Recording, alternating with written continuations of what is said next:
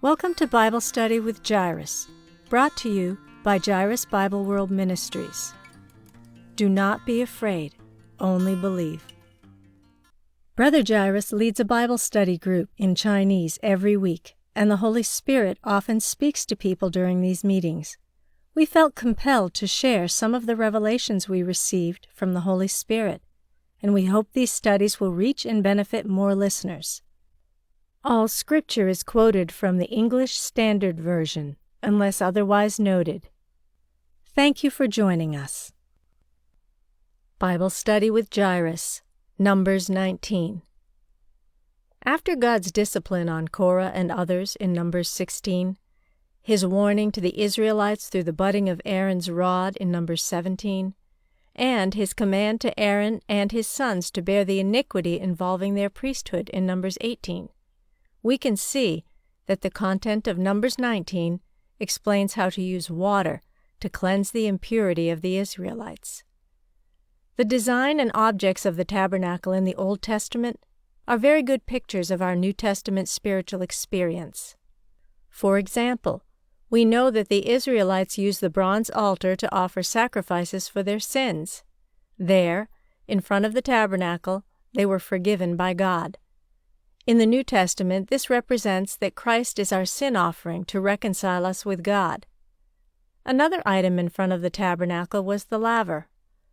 That is where the priest washed himself so that he could enter and serve in the sanctuary.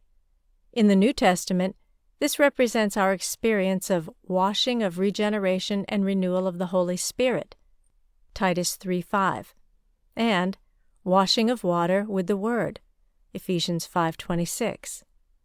The symbols in the Old Testament and the reality in the New Testament tell us that after we experience salvation, we must undergo further renewal and changes before we can be priests and serve God.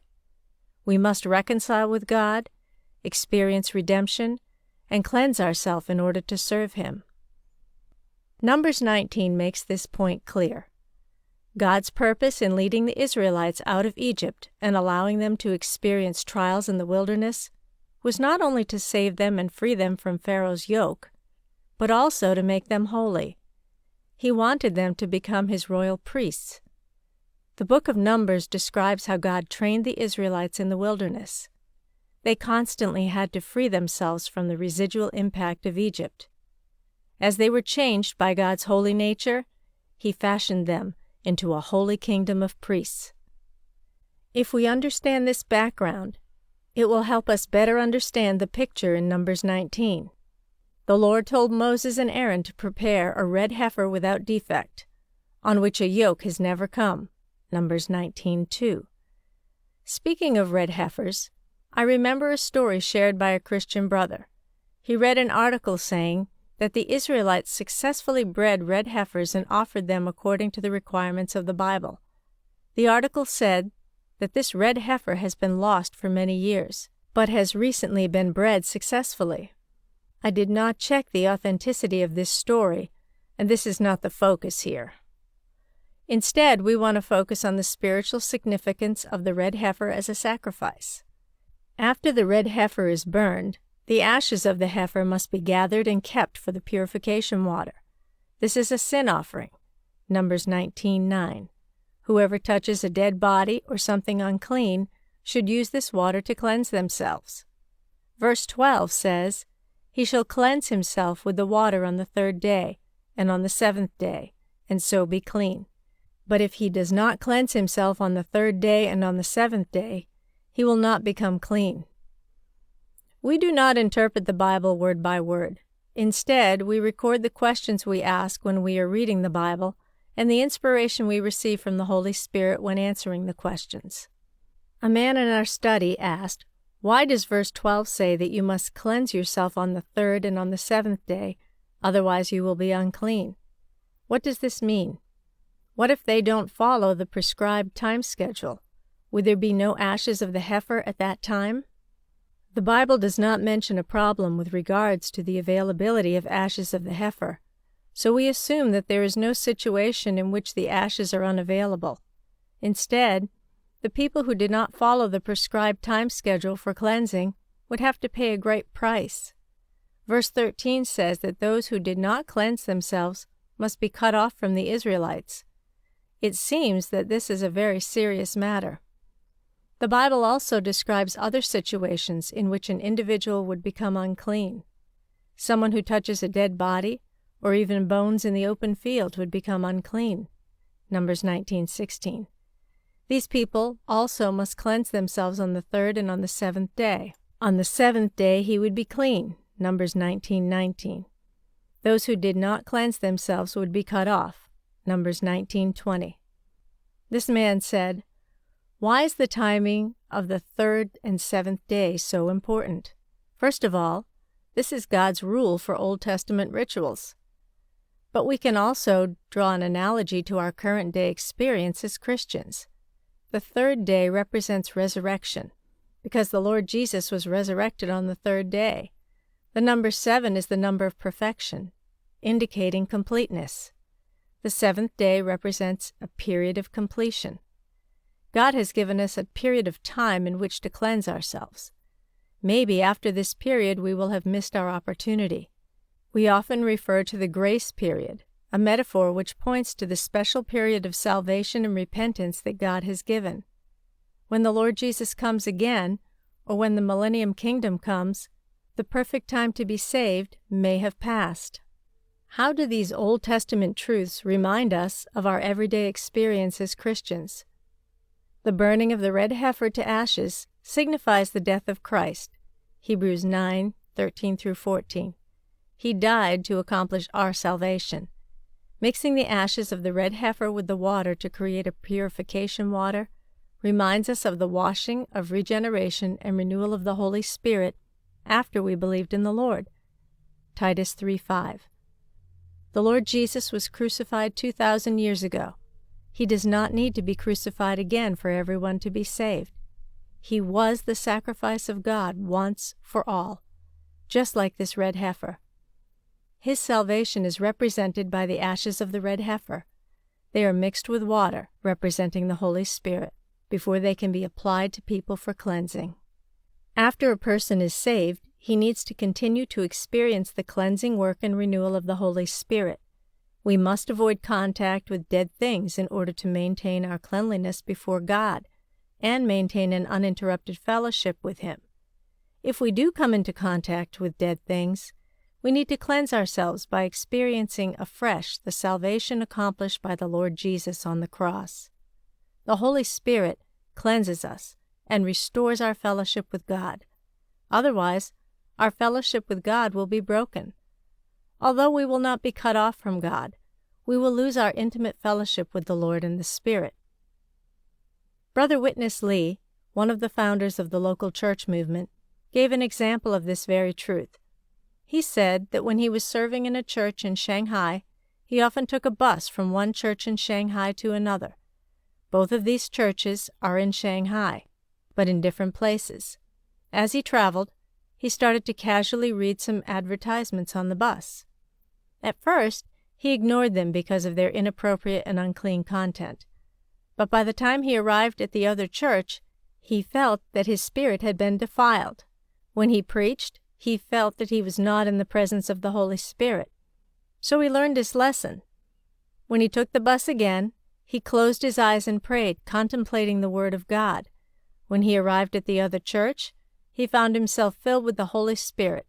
He also found that he was filled with the power of the Holy Spirit when he was preaching. This is an important story. Although we are not defiled by literal dead bodies like the Israelites in the Old Testament, our spirit can be defiled through contact with unclean things. For example, how many Christians find that they stumble spiritually and lose their power to pray after watching worldly TV programs? If you've had such an experience, you've been defiled by your contact with dead things, and you need God's cleansing. First, we must avoid defilement. The world we live in is full of filthy and spiritually dead things. Much of the news we see every day is full of false and filthy things. If we watch too much news without thinking critically about what we see and hear, our minds will be defiled. After our mind is defiled, it will gradually affect our emotions and our will, tempting us to love the world and not God. It will also weaken our will, and we will lose our ability to passionately love God. These things will gradually penetrate our spirits, making us weak and prone to stumbling. Many Christians pray for direction, but they still don't understand God's leading. Their natural soul, or personality, and their spirit, connection with God, are tangled together in a mess. They can't distinguish between the voice of the soul and the voice of the spirit. Psalm 46:10 says, "Be still and know that I am God." If we want to hear the voice of God, our soul needs to become quiet. If our flesh is too active and our minds are filled with external noise, our spirits will be unable to hear the voice of the Holy Spirit. This is the defilement by the dead. Our soul and spirit become indistinguishable from each other, and our fellowship with the Lord in the Spirit is cut off. The second way we can experience cleansing is to eliminate the influence of filthy things in our lives. After we eliminate external noise and the influence of filthy things from the outside world, we need to further cleanse these influences out of our souls. For example, if you have seen a filthy picture, you may not look at it again next time, but this picture may still be imprinted on your mind and continue to affect your soul. You need the ashes of the red heifer representing the blood of Christ and the cross. In addition to the red heifer, the purification mixture also contained cedar wood, which represents the noble humanity of Christ. In addition, the mixture contained hyssop, which represents the humility of Christ, and scarlet yarn, which represents the salvation through Christ. The ashes have many components and are full of Christ's redemptive power, but water, represented by the Holy Spirit, must be added in order to manifest the redemptive effect. Without the Holy Spirit, we cannot experience the reality of salvation. The red heifer used for purification must be pure and unblemished, a heifer on which a yoke has never come. Numbers 19:2. This pure heifer represents Christ, our flawless lamb. The priest Eleazar dipped his finger into the blood of the bull and sprinkled some of it 7 times in front of the tabernacle. Then people burned the ox before his eyes and added the cedarwood, hyssop, and scarlet yarn mentioned above. Verse 7 specifically mentions that the priest would wash his clothes, bathe his body in water, and be unclean until night. The one who burned the heifer would also wash his clothes and bathe his body in water and be unclean until night. Numbers 19:8. Afterwards, a man who was clean would gather up the ashes of the heifer and deposit them outside the camp in a clean place. The ashes were kept for the water for impurity. It is a sin offering. Numbers 19:9. The one who gathers the ashes of the heifer would wash his clothes and be unclean until evening. Numbers 19:10. The priest, the one who burned the heifer, and the one who gathered the ashes of the heifer were all unclean. This shows that because the ashes of the red heifer were a sin offering, they had replaced the people's sins and were therefore sinful. When these temple workers came into contact with sinful things, they would naturally become unclean. After the ashes of the red heifer were combined with fresh water, Numbers 19:17, it was filled with cleansing power. This cleansing water points to a spiritual reality in the New Testament. The redeeming power of Christ through the Holy Spirit provides us with cleansing. We should allow the Holy Spirit to release Christ's redeeming power in us through our prayers, so that we can receive complete cleansing.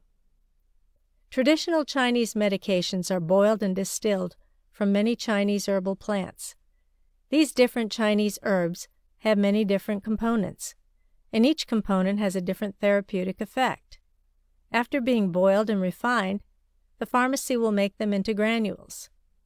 When I take the medicine, I dissolve it in water so I can drink it. I often find that cold water has a hard time dissolving the granules, so I add hot water to dissolve them.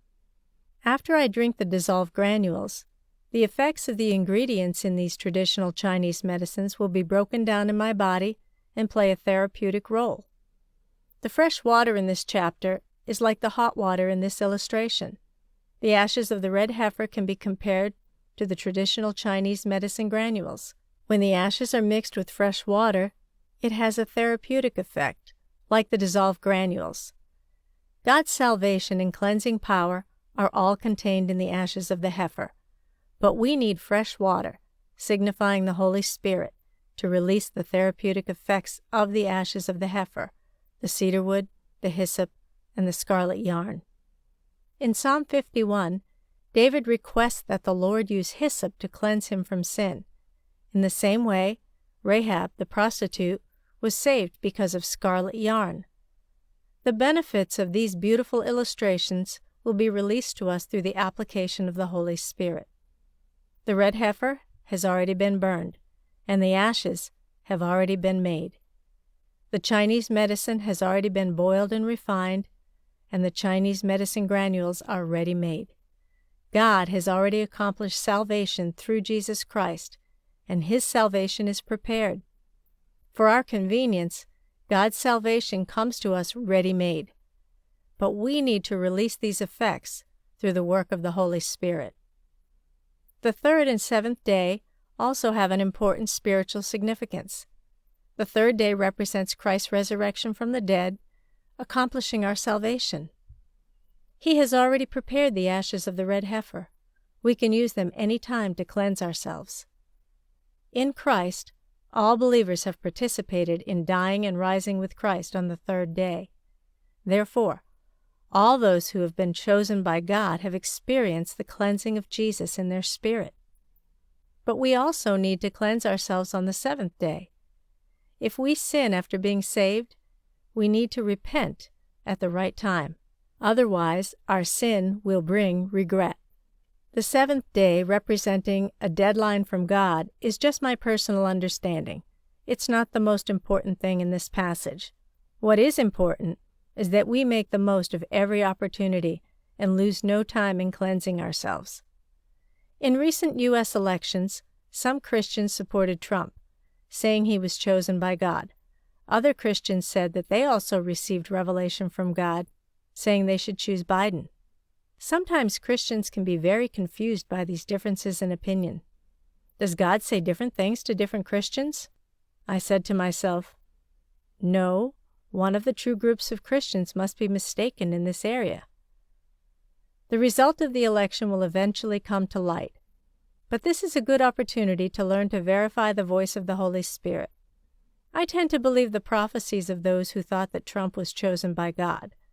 But the media in the United States has presented a different side to the story. I personally think that many people in the media are under the influence of the evil spirits in the air, bombarding believers with false information and spiritual death. We must use spiritual discernment to learn to cleanse ourselves and to keep away from dead things. Such a situation is described in the book The Final Quest by the American prophet Rick Joyner. He saw a discouraged army of God. The crows, which were evil spirits, flew over their heads and spewed filthy things, deceiving the army of God. When Rick Joyner observed this situation in his prophetic vision, he thought that if the armies of God had wielded the swords in their hands, they could have killed the crows flying overhead. Instead, they put the swords in the ground. In another prophetic vision, Rick Joyner saw a massive enemy army coming against him, but when it got closer, he saw that there were many Christians among their ranks. The Christians were deceived by the enemy and had joined the enemy's army to attack God. One of the two sides is deceived by Satan, and we must pray for God's wisdom to make sure we are not fighting against the will of God. This prophetic vision is a good reminder for us. If we come into contact with spiritually dead things and do not cleanse ourselves, we may lose intimate fellowship with God. More importantly, we may even be deceived by the enemy to become one of his tools in attacking God. Let's pray and search His Word for wisdom as we live in these difficult times. If this article blessed you, please consider supporting us. We have a lot of materials that need to be translated and recorded. Brother Jairus is doing this on a volunteer basis, but we still need to pay for translation and recording. Jairus Bible World Ministries is a 501c3 nonprofit organization, and we can provide tax-exempt receipts for your records. You can visit our website, www.jairusbibleworld.com, to donate online, or send a check to P.O. Box 1643, Ellicott City, Maryland, 21041. Please make checks payable to Jairus Bible World Incorporated. You can also donate via PayPal. Our PayPal email address is info@jairusbibleworld.com. We greatly appreciate your support. Music, Acoustic Guitar 1 by Audionautics is licensed under a Creative Commons Attribution License.